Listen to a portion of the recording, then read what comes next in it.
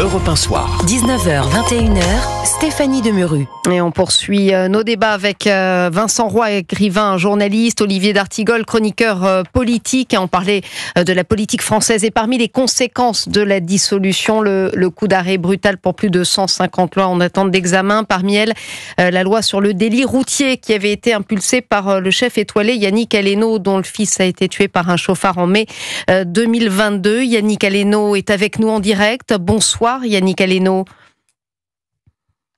Bonsoir. Vous vous exprimez ce soir évidemment comme le fondateur de l'association Antoine Aleno. Alors on le rappelle, la loi sur le délit routier a été votée à l'unanimité en première lecture le 31 janvier, mais 6 mois après, retour à la case de départ. C'est comme si rien n'avait été fait. On repart à zéro, Yannick Aleno. Non, on repart pas à zéro puisque la loi a été effectivement présentée au Sénat et approuvée. Elle doit revenir en lecture à l'Assemblée nationale pour validation et ensuite l'application et la mise en état de ce délit d'homicide routier.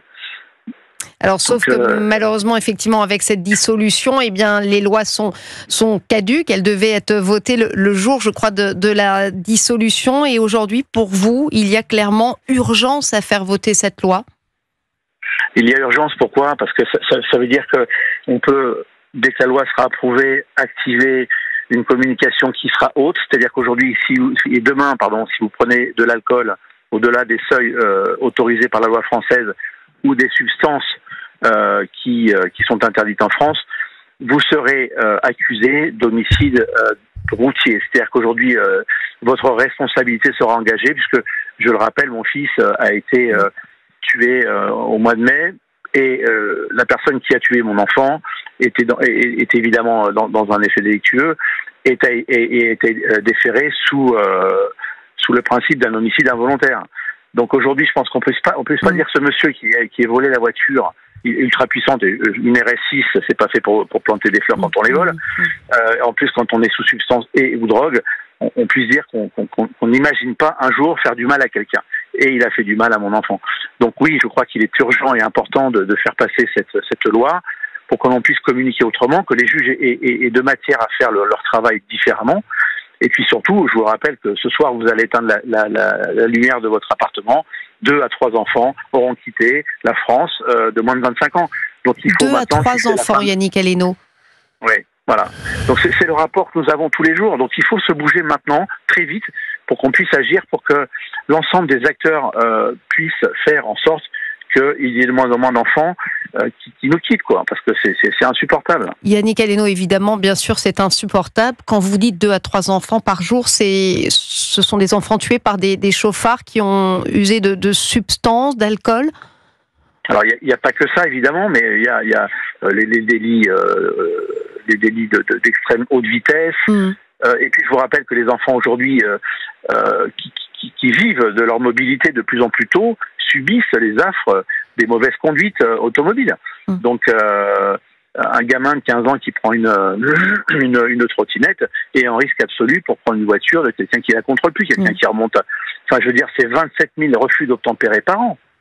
C'est un toutes les 20 minutes en France. Pour vous, justement, le fait de ne plus parler d'homicide involontaire, mais d'homicide routier, de ne pas forcément changer les peines, parce qu'elles restent inchangées, sauf erreur de ma part, dans cette loi, est-ce que ça n'en réduit pas la portée ? Vous pensez que ça sera efficace ? Je pense que ça sera efficace parce que déjà, on peut appliquer tout l'arsenal en fait tout l'arsenal du code pénal. Si on arrive à faire le distinguo entre quelqu'un qui a eu un accident, évidemment, qui n'a pas voulu tuer quelqu'un, et une autre personne qui a roulé très vite sous effet de l'alcool et qui a tué quelqu'un, évidemment, je pense que les yeux de la justice seront différents. Ensuite, je vous rappelle que dans ce texte-là, il y a aussi des choses qui est la saisie immédiate du véhicule sous l'usage de substances. C'est-à-dire que c'était pas le cas jusqu'à présent. Non, ça même paraît incroyable. Ça paraît incroyable, et le délit de fuite n'était même pas considéré comme une circonstance aggravante. Oui. Donc tout ça vient enrichir, je crois, l'arsenal pénal, et qu'enfin, je veux dire que les forces de l'ordre aient l'occasion d'agir en fonction de ce que la loi leur permet de faire. Notamment la saisie d'un véhicule. Je crois que dans un village, si un gamin se drogue, il prend son véhicule, se fait arrêter par les forces de l'ordre et qu'il perd son véhicule, déjà je pense que les autres autour feront un peu plus attention en disant moi, je n'ai pas envie de perdre ma voiture, je vais faire attention à ce que je fais. Et puis de toute façon, il faut qu'on arrive à monter marche par marche l'ensemble des choses à faire pour essayer d'améliorer la situation. On est arrivé à un plafond de verre. Encore une fois, 2 à 3 enfants ce soir auront perdu la vie sur les routes. Ça fait froid dans le dos, effectivement. Yannick Aleno, vous restez avec nous. Olivier d'Artigol, c'est vrai que quand on écoute Yannick Aleno, on se dit que c'est à peine croyable qu'il n'y ait pas eu de saisie de véhicules, que le délit de fuite, finalement, ne compte pas comme circonstance aggravante. Il y a urgence quand même à légiférer. Mais moi, j'ai beaucoup de respect pour le combat de Yannick Aleno, parce que depuis le drame épouvantable qu'il a vécu avec la perte de son enfant en mai 2022, il a mené médiatiquement un combat avec une dimension pédagogique très forte et qui a permis une initiative parlementaire transpartisane, votée à l'unanimité, qui crée en effet ce délit d'homicide routier, qui permet donc de poser le problème, de parler des circonstances aggravantes, élargies à la question de l'usage du téléphone, des refus d'obtempérer, et qui montrait bien que que notre société était prête aujourd'hui à aller dans cette direction, heureusement. Et c'est aussi très important concernant les co-victimes, c'est-à-dire les familles. On va y venir avec Yannick Aleno, effectivement. Les familles qui vivaient cette qualification d'homicide involontaire comme une seconde souffrance parfois irrespirable, insoutenable. Yannick Aleno, donc on peut en effet malgré aller sur ce texte-là rapidement. Yannick Aleno, c'était aussi un des points importants de cette loi, justement le soutien aux proches des victimes qui est très insuffisant aujourd'hui. En fait, comme il n'y a pas de considération de co-victime, il n'y a pas de considération tout court. Ces jeunes-là qui perdent la vie laissent de côté leurs frères, leurs sœurs, leurs parents. Et puis on voit évidemment que ces jeunes-là ont besoin d'aide pour pas gâcher plus leur vie qu'elle ne l'est déjà, parce que ils sont punis 2 fois. Ils sont punis par le fait d'avoir perdu leur frère ou sœur. Les parents qui sont généralement ancrés dans une tristesse absolue, on peut les comprendre. On oublie presque qu'ils sont encore là, ceux qui restent. Et quand on a créé l'association, moi je me suis aperçu de ça au départ d'Antoine. Je me suis dit mais comment peut-on mettre ça sous un tapis et ne pas en parler? Comment on ne peut ne pas aller voir ses enfants dès que ça arrive, en tout cas ses familles, et leur dire, écoutez, on est là pour vous, qu'est-ce qu'on peut faire? Il faut que vous continuez vos études. Donc nous, vous êtes senti seul vous-même? Vous l'avez vécu? Alors, je me suis senti en fait leader de la famille pour tenir tout le monde en fait. Donc j'ai eu la force de la tenir, cette famille. Maintenant, j'ai vu tous ceux qui sont restés de ma famille en fait. Et si on n'avait pas fait ça, je pense qu'on aurait tous sombré. Et donc je me suis dit en fait, je vais mettre ma notoriété en fait au service de cette cause-là, parce que depuis qu'on a créé l'association, on a aidé plus de 100 familles, vous vous rendez compte? On a aidé des gamines à passer leur bac, on a aidé des familles financièrement. Je vais vous donner un exemple, et puis ça va paraître choquant à nos auditeurs, mais un enfant qui meurt, une famille qui n'a pas les moyens, si l'instruction n'est pas terminée, d'accord, les assurances ne se déclenchent pas, on peut avoir le cas d'une enfant qui est enterrée sans pierre tombale. Ce qui veut dire qu'une fois que les assurances se sont déclenchées, ils vont déterrer l'enfant et la remettre dans une sépulture convenable. Mais dans quelle vie on est en fait?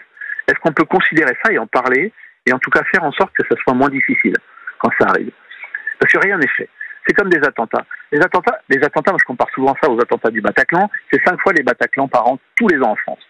Pourquoi on met ça sous le tapis? Pourquoi les politiques ne font pas leur travail de dire ok, on y va, et on met tout en œuvre, la société se met en œuvre pour venir en aide à ces jeunes qui restent, ces co-victimes. Et je trouve que le mot est bien choisi. Il faut aider ces jeunes-là à passer la vague de souffrance pour que leur vie soit... Elle sera de toute façon différente, mais qu'elle soit moins difficile, en tout cas. Et les dommages collatéraux, c'est entre 3500 et 4000 personnes par an en France qui... Vous savez quoi? Il n'y a même pas de nom pour dire à une famille qui a perdu son enfant. On est veuf, on est veuve, on est orphelin. Il n'y a même pas de mots pour dire qu'on a perdu un enfant. Donc ça veut bien dire que la société réfute le fait que les enfants peuvent aussi partir.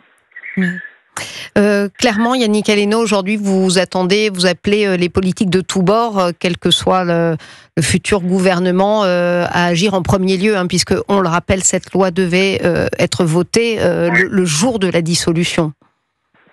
En fait... là, je crois qu'on dépasse on parle de nous tous, on parle de gauche, de la droite, de tout ce qu'on veut en fait. On parle de nous, on parle de nos enfants. Donc, oui, la responsabilité politique, c'est évidemment des décisions politiques avec de la responsabilité. Aujourd'hui, je pense qu'il est temps que chacun prenne ses responsabilités et qu'on mette cette loi en route, en place, et que derrière la société s'organise pour que l'on puisse faire diminuer en fait le nombre de morts par an en France. Jacques Chirac avait fait un travail remarquable à l'époque. Depuis, on a l'impression que plus personne ne parle de ces problèmes routiers. Donc, il y a un plafond de verre de 4000, 4500 personnes par an qui meurent, 700 enfants. Voilà. C'est les chiffres, on les a. Et au mois de juillet, il y en a eu 80. Et encore la semaine dernière, moi j'ai eu un coup de téléphone, un gamin de 20 ans qui avait pris quelqu'un qui avait trop bu, il était sur sa moto, il a perdu la vie à 20 ans.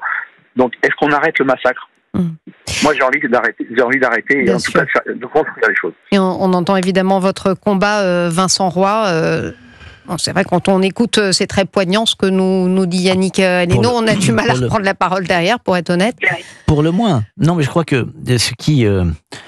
En fait, l'homicide routier, c'est un homicide involontaire avec une ou plusieurs circonstances aggravantes, qu'on a pu une augmentation de la vitesse de plus de 30 km/h, une conduite sans permis, consommation de drogue, état d'ivresse, et on l'entend bien, ce qui gêne, enfin ce qui ne gêne pas, mais ce qui a exacerbé d'une certaine manière la colère et sans doute la douleur de Yannick Aleno, c'est le fait qu'on parle d'homicide involontaire, parce que selon lui, effectivement, on prend la responsabilité dès lors que l'on boit, dès lors que l'on a consommé des substances, etc., qu'on prend le volant, on est susceptible de ne plus avoir les réflexes corrects pour conduire et effectivement de tuer quelqu'un. À partir de là, selon ce que nous dit Yannick Aleno, on est responsable d'avoir bu et le mot involontaire devient quelque chose pour lui de très douloureux. On l'entend bien. Toute la difficulté, si vous voulez, c'est que les peines restant inchangées, je ne vois pas, j'ai du mal à comprendre en quoi ça va changer. Que notre regard change sur ces cas, c'est une certitude. En tout cas, il faudra que cette loi soit au moins passe. Et pour ce combat, en tout cas, que vous poursuivez, Yannick Aleno, merci beaucoup d'avoir été avec nous sur Europe 1.